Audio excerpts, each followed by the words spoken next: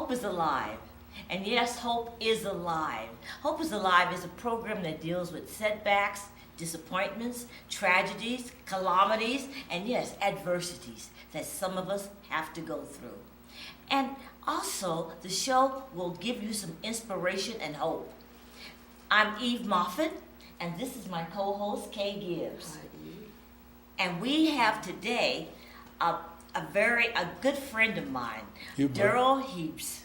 Hi, Darrell. Hi, Eve. Pleasure to have you on. Thank you. You look very nice today. Oh, thank you. Well, Darrell is was in charge of the Rising Hope Food Pantry. Yes. Tell me about the food pantry. Tell me about what made you decide to take the action to do something. Thank you. Because you had enough food to eat.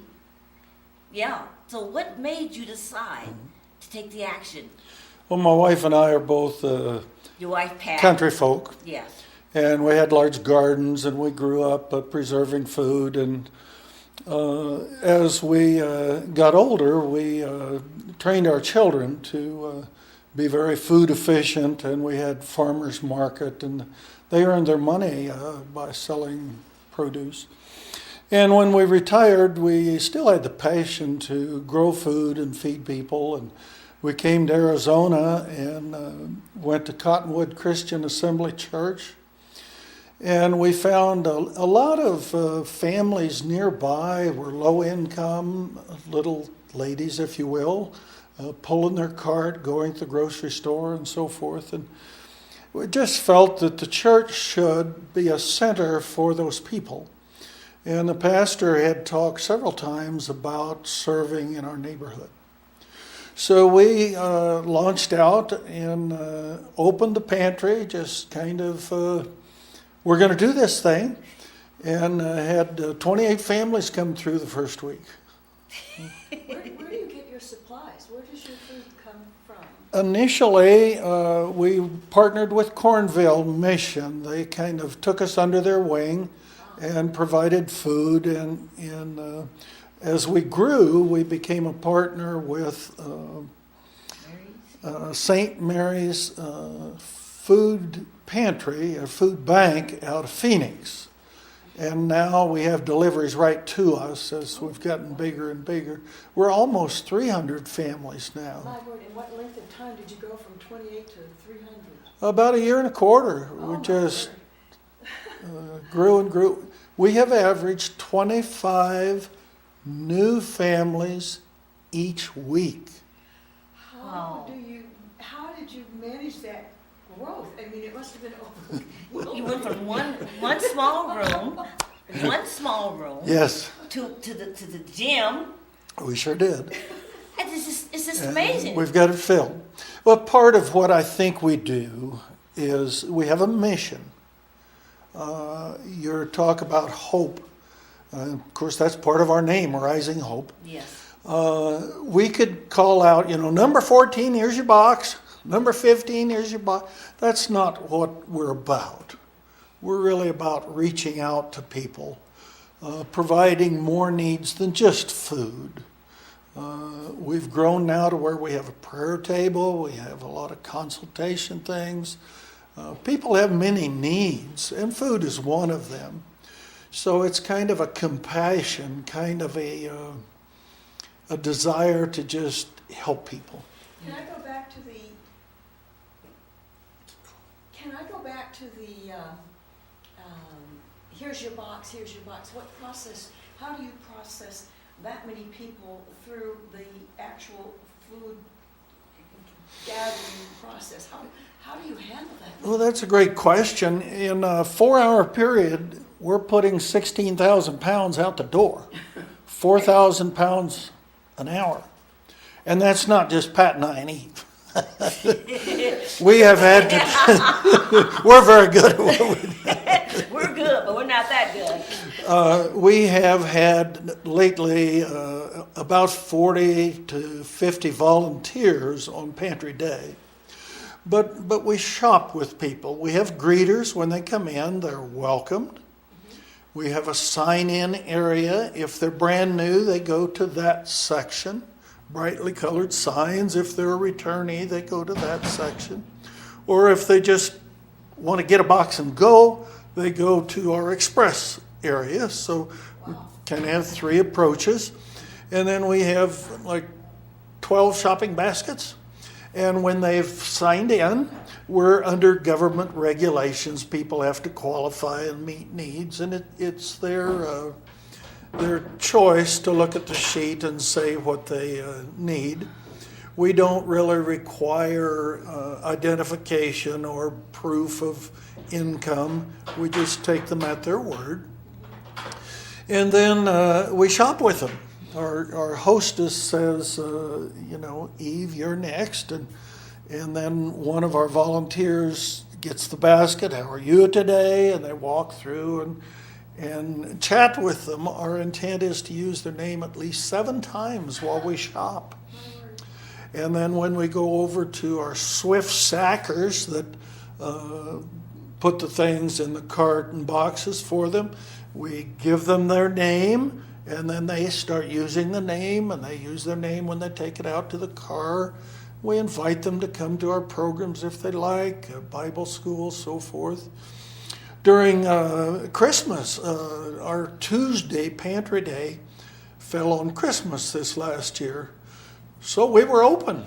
We didn't have near as many people as normal, but we decided we'd do it up. We had Christmas gifts, we decorated Christmas carols, we had dinner, turkey and soup and so forth, and presents for everybody.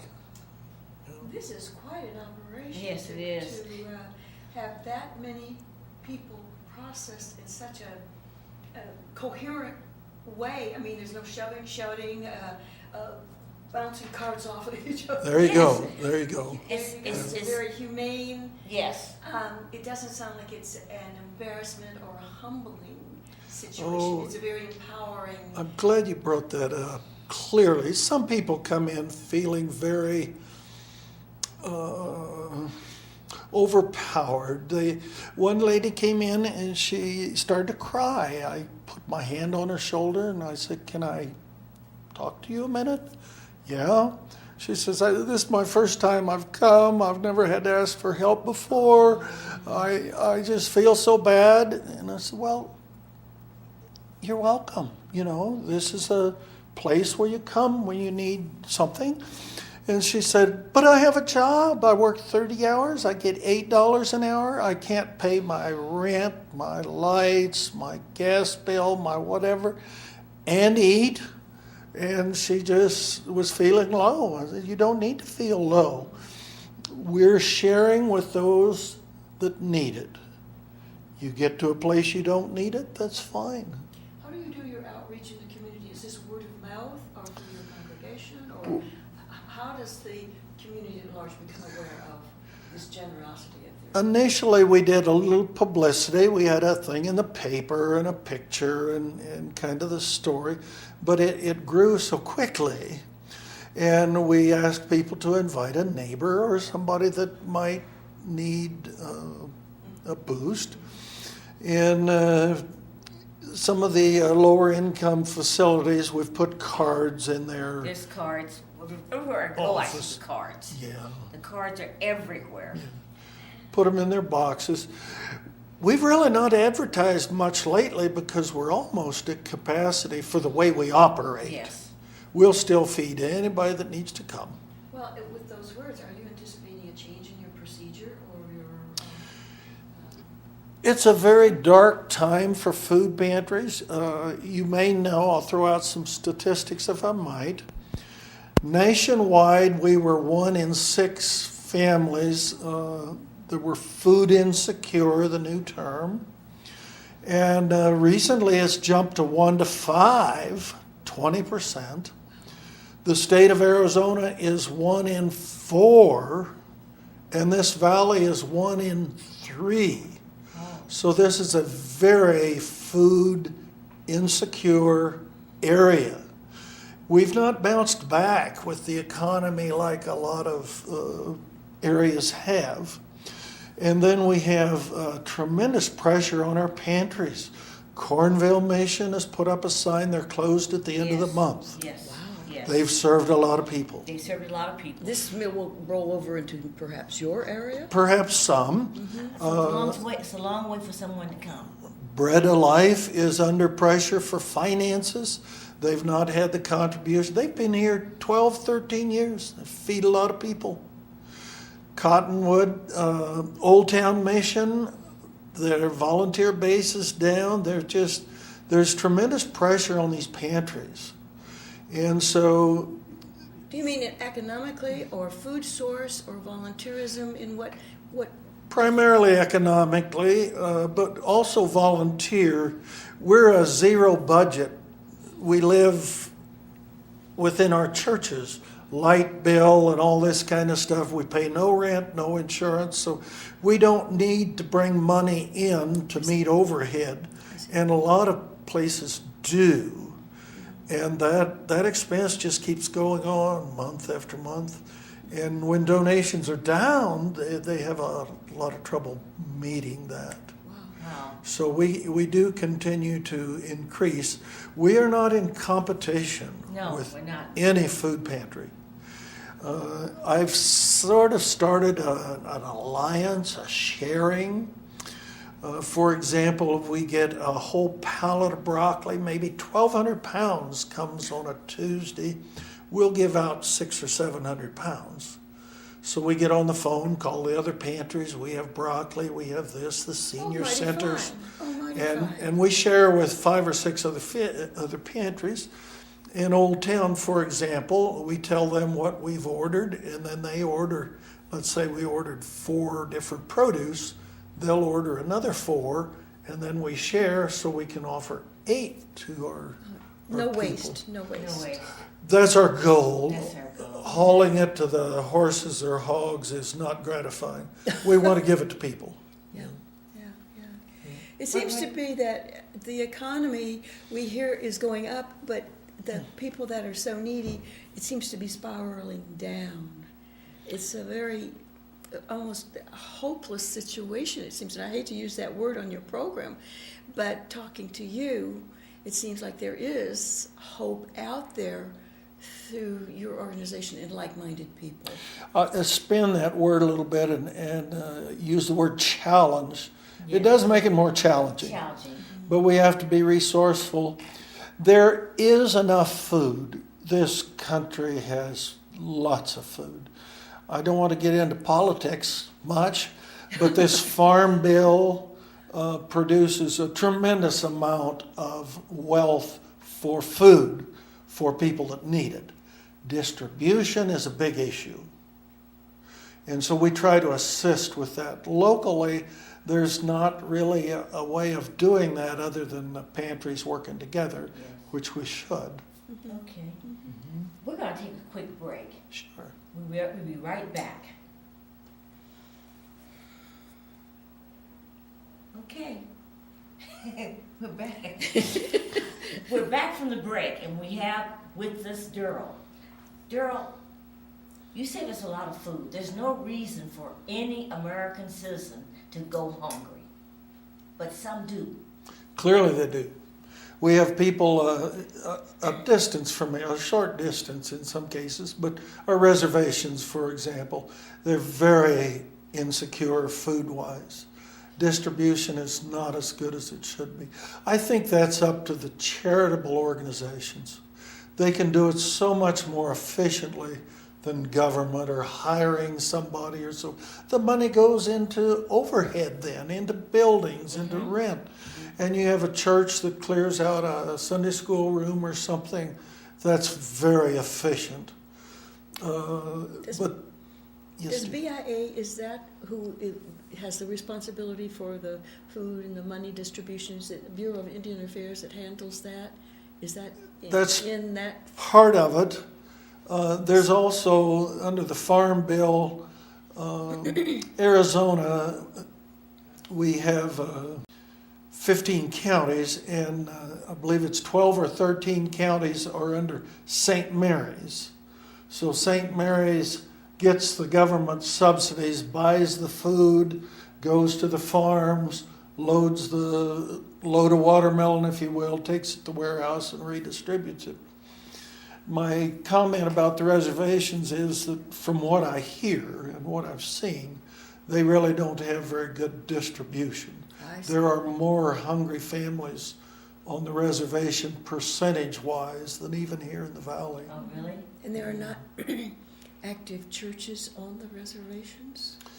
There are some. We heard a while back one of the Assembly of God churches, which I'm part of the Assembly of God, was distributing food on a reservation, and they had no food to distribute. We quickly dispatched some food. You have to be careful. Some of the food is very restricted food. What do you mean by restricted food? Well, like the canned goods, the meat, some of this, it's under a little acronym, TFAP, the Emergency Food Assistance Program. That kind of food cannot be shared or distributed other than to somebody that's signatured that they're in need. I see. But if we have, again, that load of broccoli and we have 400 pounds extra and we can't keep it to next Tuesday, we're going to share it. Yes. And if I have to spend a tank of gas, take it someplace, that's a good tank of gas. Yes. Oh my. You and your wife, Pat, Yes. have had to go and get food. We're foragers. Foragers. Yeah. Just this month, we went to Northern Arizona Food Bank in Phoenix with the church trailer, and I've got a big topper on my truck. And they talk of food in pallets. A pallet is usually about 1,000 pounds. And we haul 4 pallets of food 4 times. So there's 16,000 pounds we've brought in just this month to help supplement. Okay. And it's food that they had in access, feast or famine in pantries. If they have potato chips, they send you thousands. Yeah. And when they don't have it, you know, don't get it. something else. So we try to level it out. Yeah. We just try to redistribute. Let's get down to a daily situation. How long does it take your volunteers to set? You said it was in the auditorium. How long does it take your volunteers? What time in the morning do they get there to put all of this food out for everybody? We cheat a little bit. We're given the gym on Mondays, our pantry's on Tuesdays. So Monday morning we have a crew that comes in, 20 to 30 people, and we'll go from about 8 to about noon and set up everything that's non-perishable, Okay. like our bottled drinks and things like that. Canned goods and things like that. Absolutely, and our tables and carts, and we get all that ready. And then pantry morning, there's some of us come a little early. The truck comes a little after 7, so there'll be 5 or 6 of us there. We'll unload the truck, bought a pallet jack. The truck comes right in front of our building, unloads, brings it up to the door. We put our pallet jack in, take it into the gym and set it down, and the Volunteers ladies, swarm on it. And the ladies throw it out swarm on the on. tables. For example, we get a pallet of blue plums recently, Plums, yes. over 1,000 pounds, and they're individual plums in this big vat, if you will. Well, that takes a lot of work to get that resacked and ready to go, because it slows our efficiency down if we're going through shopping. Do you want blue plums? Yes. How many do you want? Oh, 6 or 7. Okay, we'll get 6. We already have it bagged. Oh. So you want blue plums? We just get it bagged Right. so we can move on through. And then But, your shoppers have choice then. oh, that's part of what makes it go. As You a know. shopper, at the beginning, I meet somebody, and we take off. And the first stop would be the drinks. And then the next stop will be Non-alcoholic. none. And we just go straight down the line with the shopper. And we're talking, the shopper and I. I believe that some shoppers, this is the only conversation they'll have all week. Oh my. jump into one little anecdote. I did share with Eve a while back. This lady, I don't know, 35 maybe, said, "How are you today?" I'd not met her before. And she says, "Oh," which tells me something. "Okay."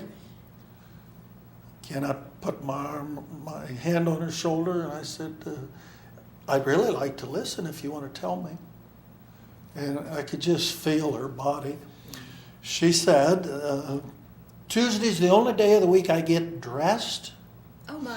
I'm depressed. I sit at home. I cry. I have the shades down. I don't turn the radio on. I don't turn the TV on. I'm like in a cave. And on Tuesdays, I come out into the world and I get treated well and I get food." And I said, "Okay, and what else?" "I've just had surgery and I'm not healing very well and I have finance." And she kind of went on and on. And part of that, now I'm a licensed psychologist. I've retired from so I have some skills in this area. And I said, "May I pray with you?"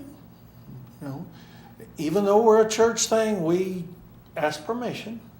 She said, "Would you please?" And I could feel her body and I'm not that good, okay? But I was working at it. And I could feel her body. And she says, "I feel better." I said, "I want to see you next week." Next week she came in. I won't give her name, but next week she came in and I called her by name. And she was just radiant. "How do you know me?" Well, she was important. That's part of this, is make people important. We've had 1,640 different families come into our pantry in this amount of time. And we want to know all their names. That's hard for me. I'm in my 9th decade of life, so it works on me a little bit. But do we have a good time with the people? Yes. And that reaching out, that hope, that giving people an opportunity to be treated well, respected, to interact. That's what we're about. Again, the food's the same wherever you go to get it, and I'm not saying we're better than anybody else, but we're trying to practice our beliefs. Yes. And that's one of our ministries, that some of our volunteers come. We have some physically challenged and they can't walk a cart like Eve does. They can't do, but they can fold sacks. Yes. And they get this bag of sacks from Walmart and they lay them. So when we go by and we need a sack, we just pick it up. We don't have to sort through and so forth. And so everybody can contribute in some way or the other. We do have our big huskies that carry the food out and wrestle the big bags of potatoes and so forth. Bless their hearts, we need them. Yes, we do. Yeah. Well, that old accent, when you give, you get. And when you get it, it's usually right here. And that's what our volunteers say. Thank you for letting me serve. Yes. Because they get something. They're giving, but they give. Yeah. And that's great. Now, the volunteers don't necessarily have to go to your church. Correct. Yes. Correct. Yes. There were some that thought that should be so. Initially, you're part of the church. We want people to see our church through the pantry. And I like to kind of bait people a little bit. And I baitingly said, "You don't have enough church members." So what are you talking about? We need over 200 volunteers to run this thing. Oh, my word. Well, how many do you need each week? 40 or 50? But we need 200 because people come, they go, they're on vacations, they go to see granddaughter graduate or so forth. And they're not married to it that they have to do this. Some just live there, I swear. It's their life. You can't fire a volunteer either, can you? Can't fire a volunteer. But we kind of have a social club. We care about each other. We celebrate. Have a little lunch. There's a good camaraderie, Yeah. working together toward a mutual goal that's so fulfilling. I imagine there's a good amount of camaraderie. Needs to be. Yeah. And we review, we sit down. This Monday will be our monthly meeting of our advisors and volunteers, and we just sit down, open the agenda. Who wants to talk about our greeters, our process of registering, our process of shopping, or supply siders, the people that keep bringing the food up. What are the issues? What are the questions? We had somebody in there that was pretty inebriated the other day. Mm. They weren't horribly loud, but it was getting to the awkward stage. They came and said, shall we ask them to leave? I said, well, they came for food. I said, do you want me to shop with them, or do you want... And we kind of muttered it on through. The good book doesn't say don't give food to the hungry that are inebriated. It just says give food to those that are hungry. For decorum, we do need to have order. And we have had a person or two we've ushered out kind of And there are quietly. children there, so you have to be It aware of occurs, that. Yeah. well, for courtesy of others, but we'll go to their vehicle and then say, I'll go back and get you a box if you want a box of food. Yeah. You know, so we're Yeah. gonna feed them, but Yeah. you have that many different families, you have a lot of personalities, you have a lot of people with different needs. Oh yeah, lots of personalities, and Spanish speaking that don't speak English, and it's challenging sometimes. Very challenging, and we're so fortunate to have a number of our volunteers that are bilingual. Yes. And they fill in, and one little lady came, I looked up, she's younger than I am, but I mean, she's weathered, okay? Well seasoned. And she had no word of English at all. Her daughter was there who spoke English. And we went through and we'd look, and if there was a picture on the can of beans, we were okay. If it was just a printed label, we struggled a little bit, but the daughter helped us. When we got through, the mother took my arm and said something, and I had no idea what she was saying. And the daughter said, would you like to know what she said? And I said, I don't know, maybe.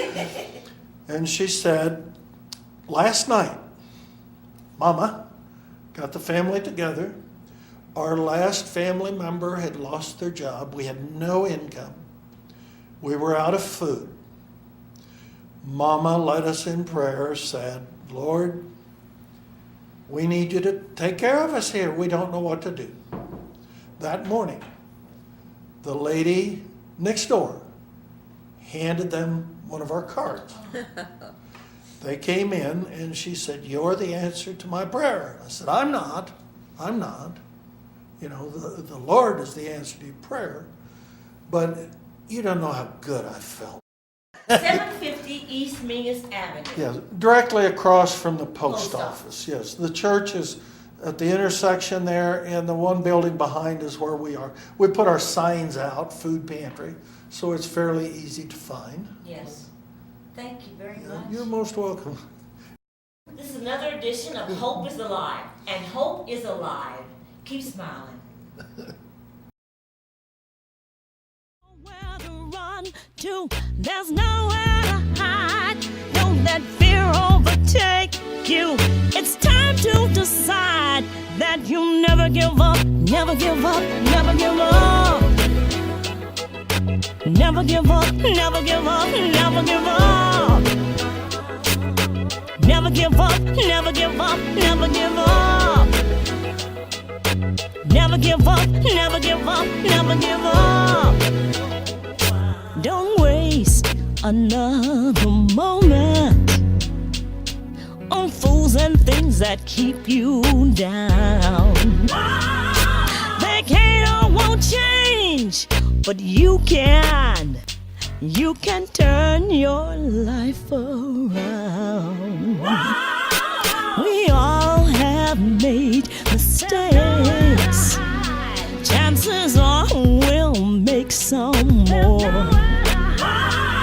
Start living life. This ain't no game.